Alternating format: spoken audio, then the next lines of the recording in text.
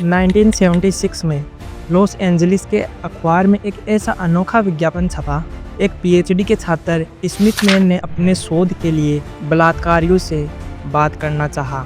उनको लगा था कि शायद उनसे कोई बात नहीं करेगा, उनके पास कोई कॉल नहीं आएगा, लेकिन करीब 200 लोगों ने उनको फ़ोन किया। इनमें से एक प्रोग्रामर था जिसने अपनी प्रेमिका पर हमला किया, एक चित्रकार जिसने अपने ही परिचित की पत्नी के साथ रेप किया। स्मिथ मैन ने 50 लोगों से साक्षात्कार किया और एक क्रांतिकारी शोध पत्र प्रकाशित किया। लगभग 4 दशक के बाद भारत में 22 वर्षीय मधुमिता पांडे ने 2013 में दिल्ली के तिहाड़ जेल में एक ऐसा ही साहसिक कदम उठाया। 2013 से लगभग 2018 तक उन्होंने 122 रेपिस्ट से बात की। उनका ये शोध 2012 की दिल्ली में निर्भया कांड हुआ उससे प्रेरित था, जिसने पूरे देश को झकझोर दिया। स्मिथ मैन और पांडे की शोध दुर्लभ है। ये हमें एक ऐसी सच्चाई से रूबरू कराते हैं जिसको अक्सर हम नज़रअंदाज कर देते हैं, जो है बलात्कारी का दिमाग। 2012 का निर्भया कांड, 2019 का हैदराबाद रेप और 2024 का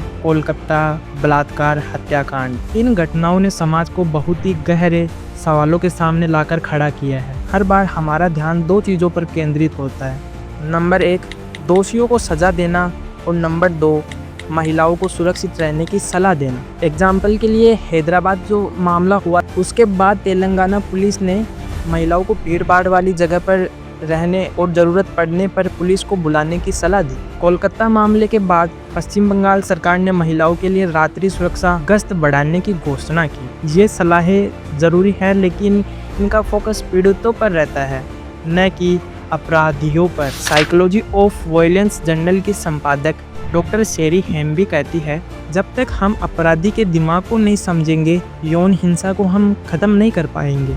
मतलब ये इम्पॉसिबल सी चीज़ है। तो हमारा अब सवाल खड़ा होता है कि आखिर बलात्कारी सोचता क्या है, वह बलात्कार करता क्यों है, और इस समस्या का समाधान क्या है।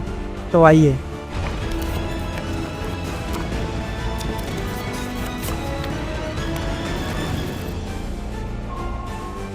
शोध, नवीनतम मामले, विशेषज्ञों की राय और अनेक से ऐसे आधार है जिसके आधार पर हम जवाब तलाशेंगे। पहला पॉइंट तो यही खड़ा होता है कि आखिर एक जो बलात्कार रेपिस्ट होता है, तो क्या वो एक नॉर्मल इंसान है, या फिर लोग उसको जिस नज़र से, राक्षस की नज़र से, पशु की नज़र से देखते हैं, क्या वो उसी के लायक है। हम अक्सर बलात्कारियों को राक्षस या पशु कहकर अलग अलग कर देते, लेकिन रिसर्च हमें चौंकाने वाली हकीकत दिखाता है। स्मिथ मैन ने पाया कि उनके साक्षात्कार में बलात्कारी सामान्य इंसानों जैसे बात करते, वे नौकरी करते, परिवार के साथ रहते थे और सामाजिक जीवन जीते। पांडे को भी कई बार दोषियों पर तरस आया। वह कहती कि कुछ पल के लिए वह भूल जाती है कि सामने वाला एक रेपिस्ट है। एक कनाडाई शोधकर्ता ने एक ऐसे व्यक्ति से बात की जिसने बलात्कार के बाद हत्या की, फिर भी वह शांत और तर्कसंगत लगा। यह सुनकर असहज होना स्वाभाविक है। इसका मतलब ये नहीं कि हमें उनके अपराध को माफ़ कर देना चाहिए, बल्कि यह समझने की ज़रूरत है कि बलात्कारी भी समाज का एक हिस्सा है और उनकी सोच हमारी सामाजिक संरचना से प्रभावित होती है। अगर हम उन्हें सिर्फ राक्षस कहकर ही खारिज करेंगे, तो हम कभी ये नहीं समझ पाएंगे कि वे अपराध क्यों करते हैं। इनकार और मानसिक विरोधाभास। शोध में एक ऐसा परेशान करने वाला पैटर्न आता है हमेशा। ज़्यादातर रेपिस्ट खुद को अपराधी नहीं मानते। प्रोफेसर मेरी कोस के अध्ययन में बलात्कारी यह तो मानते हैं कि उन्होंने किसी के साथ ज़बरदस्ती करी है, लेकिन बलात्कार शब्द सुनकर वो इनकार कर देते हैं। मधुमती पांडे ने भी देखा कि तिहाड़ जेल के दोषी अक्सर ये नहीं समझते थे कि उन्होंने बलात्कार किया है। वे अपराध मान लेंगे कि हाँ, उन्होंने किसी के साथ ज़बरदस्ती करा है, किसी लड़की के साथ उन्होंने गलत करा है, लेकिन वह खुद को बलात्कारी नहीं मानते। वे हमेशा पीड़िता ही को दोष देते हैं। इसे कॉग्निटिव डिसोनेंस कहते हैं। वे अपने अपराध को सही ठहराने के लिए एक वैकल्पिक हकीकत गढ़ लेते हैं। उदाहरण के लिए मधुमती पांडे के एक साक्षात्कार में 49 एज के एक व्यक्ति जिसने 5 साल की बच्ची के साथ दुष्कर्म किया, उस इंसान का कहना था कि बच्ची ने उसको उकसाया। उसने बच्ची और उसकी माँ के चरित्र पर सवाल उठाए। ऐसे बलात्कारी अक्सर मानते हैं कि उनकी यौन इच्छाएं सबसे महत्वपूर्ण है, या पीड़ित ने उन्हें खुद बुलावा दिया। रात 9 बजे के बाद बाहर घूमने वाली लड़कियां निर्दोष नहीं होती। पांडे ने तिहाड़ जेल में 65 हत्यारों से बात की। हत्यारे अक्सर अपनी गलती मानते थे, शायद इसलिए वो हमारे सामने एक प्रमाण के रूप में होता है। लेकिन बलात्कारी पीड़ित को दोष देते हैं, अगर वे पछताते भी हैं तो गलत कारणों से। वहीं जो 49 वर्ष का जो एज वाला व्यक्ति था, दोषी बच्ची की शादी की संभावनाएं खत्म होने का दुख जताता है, न कि उसके दर्द का। वह कहता है कि जेल से निकलने के बाद वह उससे शादी करेगा। यह दिखाता है कि उसे बलात्कार और सहमति का कोई अंदाजा नहीं है। पांडे के शोध में एक ऐसा महत्वपूर्ण खोज थी। कोई बलात्कारी अपनी मर्दानगी को साबित करने के लिए अपराध करते हैं। वे मानते हैं कि असली मर्द को अपनी इच्छाएं पूरा करने का हक है। यह सोच पितृसत्तात्मक समाज से आती है, जहां पुरुष को शक्ति और नियंत्रण का प्रतीक माना जाता था। शोधकर्ता बलात्कार की प्रेरणाएं दो सिद्धांत में बांट देते हैं। पहला सिद्धांत जैविक और दूसरा सामाजिक। जैविक सिद्धांत यह कहता है कि बलात्कार पुरुषों की प्रजनन रणनीति है ताकि वे अपने जीन को आगे बढ़ाए। इस सिद्धांत के अनुसार पुरुषों में यौन हिंसा की प्रवृत्ति स्वाभाविक हो सकती है, लेकिन यह सिद्धांत यह नहीं समझा पाता कि कुछ देशों में बलात्कार आम है जबकि दूसरे देशों में दुर्लभ है। उदाहरण के लिए NCRB राष्ट्रीय अपराध रिकॉर्ड ब्यूरो के अनुसार 2023 में भारत में 31,677 बलात्कार के मामले दर्ज हुए, जबकि स्वीडन जैसे देशों में प्रति लाख जनसंख्या पर बलात्कार की दर भारत से बहुत कम है। अगर ये पूरी तरह जैविक होता तो हर देश में बलात्कार की दर एक जैसी होती। यहीं पर दूसरा सिद्धांत सामाजिक सिद्धांत है। यह सांस्कृतिक और सामाजिक कारणों को जिम्मेदार ठहराता है। लैंगिक असमानता, पीड़ित को दोष देने की प्रवृत्ति और पुरुषवादी सोच बलात्कार को बढ़ावा देता है। भारत में जहां पितृसत्तात्मक मूल्य गहरे हैं, बलात्कार की दर भी वहां अधिक है। 2019 के हैदराबाद मामले में 4 आरोपियों ने एक पशु चिकित्सक के स्कूटर का टायर पंचर किया और मदद के बहाने उसके साथ जबरदस्ती की और दुष्कर्म किया। यह अवसरवादी अपराध था, जहां सामाजिक कारक जैसे सजा का डर न होना प्रमुख थे। 2024 के कोलकाता मामले में एक 31 वर्ष की डॉक्टर बलात्कार हत्या ने फिर से पितृसत्तात्मक समाज में महिलाओं की असुरक्षा को उजागर किया। ज़्यादातर स्पेशलिस्ट मानते हैं कि दोनों सिद्धांत मिलकर काम करते हैं। बलात्कारी अलग अलग तरह के होते हैं। अवसरवादी बलात्कारी तब हमला करते हैं जब उन्हें लगता है कि कोई गंभीर परिणाम नहीं होगा, और जो विशेषज्ञ बलात्कारी यौन हिंसा में संतुष्टि पाते हैं, जिसे जैविक कारक बेहतर समझा सकते हैं। पांडे की शोध में पाया गया कि कुछ बलात्कारी अपनी शक्ति और नियंत्रण की भावना को बढ़ाने के लिए अपराध करते हैं, जो सामाजिक और मनोवैज्ञानिक कारकों का मिश्रण है। 2025 में स्थिति आंकड़े और मामले NCRB के 2023 के आंकड़ों के अनुसार भारत में 31,000 से ज़्यादा बलात्कार के मामले दर्ज हुए, यानी हर दिन औसतन 86 केस दर्ज हो रहे थे। लेकिन विशेषज्ञों का मानना है कि वास्तविक संख्या इससे कहीं ज़्यादा है, क्योंकि सामाजिक कलंक के कारण कई मामले दर्ज भी नहीं होते हैं। सबको डर रहता है कि उनकी समाज में क्या इज्जत रह जाएगी अगर वो ऐसा करवाते हैं, जो कि एकदम गलत है। उनको एक्शन लेना चाहिए।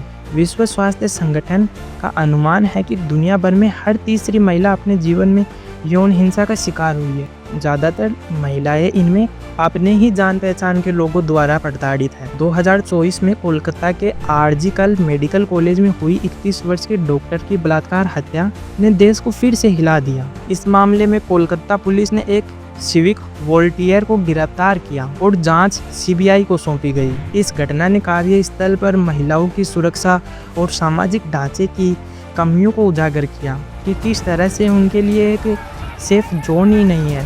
कोलकाता की सड़कों पर हजारों लोगों ने इसका विरोध किया, जिस वजह से ये मामला थोड़ा ऊपर उठ पाया, वरना ये दबा का दबा रह जाता। इस तरह 2023 में उत्तर प्रदेश के बुलंदशहर में एक 15 वर्ष की दलित लड़की के साथ सामूहिक रेप हुआ और हत्या का मामला सामने आया, जिसने जाति और लैंगिक हिंसा के चौराहे को रेखांकित किया।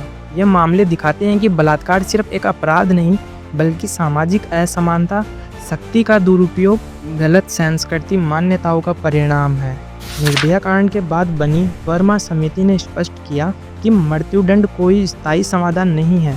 कोलकाता केस के बाद लड़की की मां आशा देवी ने 2024 में ये स्टेटमेंट दिया कि सख्त कानून तो बनाए गए हैं, लेकिन हमारी बेटियां तो आज भी सुरक्षित नहीं है। सज़ा ज़रूरी है, लेकिन यह सोच को नहीं बदलती। इस समस्या को जड़ से ख़त्म करने के लिए हमें समाज को बदलना होगा। कुछ ऐसे ठोस उपाय शिक्षा में सुधार कर सकते हैं हम। स्कूल में बच्चों को एक प्रॉपर सेक्स एजुकेशन मिलनी चाहिए। उनको बताना चाहिए कि ये चीज़ गलत है और ये चीज़ सही है। लैंगिक समानता लानी चाहिए, असमानता को दूर करना चाहिए, सहानुभूति सिखानी चाहिए। उदाहरण के लिए केरल सरकार का जेंडर जस्टिस पाठ्यक्रम जो 2023 में शुरू हुआ, स्कूल में लैंगिक संवेदनशीलता सिखाता है। ऐसे अभियानों को देशव्यापी स्तर पर लागू करा जाना चाहिए, जो लड़कियों के कपड़े या रात में बाहर न निकलना जैसे मिथकों को तोड़े। कानूनी और नीतिगत बदलाव, फास्ट ट्रैक कोर्ट और सख्त कानून जरूरी है, लेकिन रोकथाम पर ज़्यादा ध्यान देना होगा।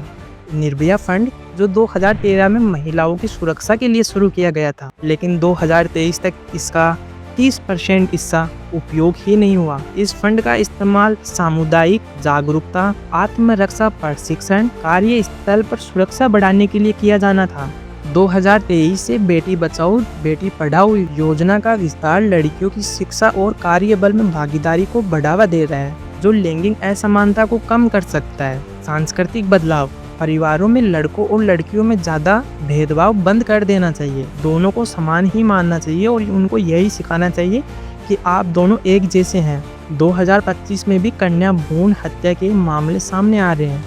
एक 2023 की रिपोर्ट के अनुसार भारत में लिंगानुपात अभी भी 940,000 पुरुष पर है। हमें लड़कियों को बराबर अवसर देना होगा। बॉलीवुड और OTT प्लेटफॉर्म पर जागरूकता फैलाने वाली कहानियों जैसे थप्पड़ 2020, दिल्ली क्राइम 2019 सामाजिक बदलाव में मदद कर सकती है। शोध और संवाद, पांडे और स्मिथमैन जैसे शोध को बढ़ावा देना होगा।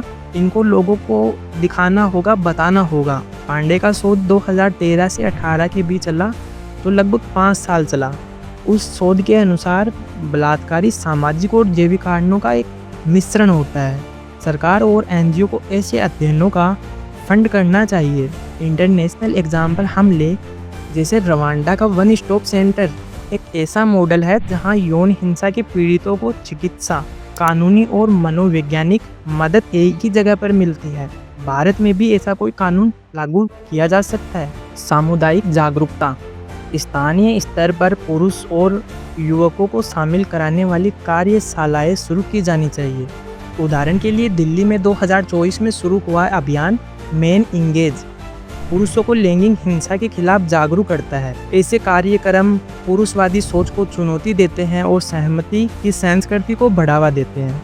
हम सबकी जिम्मेदारी क्या हो सकती है? रेप जैसी समस्याओं का कोई समाधान नहीं है। यह हमारी परवरिश, लैंगिक व्यवहार और शक्ति की परिभाषा से जुड़ा है।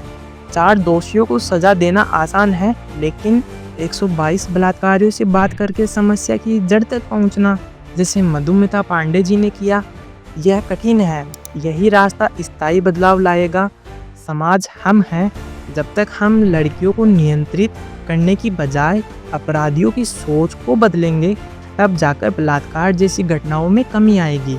हमें पीड़िता पर उंगली उठाने की बजाय मोटिवेट रखना चाहिए, जबकि हमारे समाज में उसको हीन भावना से देखा जाता है, जो कि बहुत ज़्यादा गलत है। ऐसा नहीं होना चाहिए। हमें ये सारी चीज़ें बंद करनी होंगी, तभी जाकर समाज सुधरेगा। और अगर हम आवाज़ उठाएंगे तो हमारी आवाज़ में इतनी ताकत है कि सरकार को भी इस पर निर्णय लेना होगा। आज के लिए बस इतना ही। बाकी आपको अगर वीडियो अच्छा लगा तो आप चैनल को सब्सक्राइब भी ज़रूर करना, वीडियो को लाइक भी करना, और आपका कोई ओपिनियन हो या मेरे से कोई गलती हो गई हो तो आप मुझे कमेंट में भी ज़रूर बताना।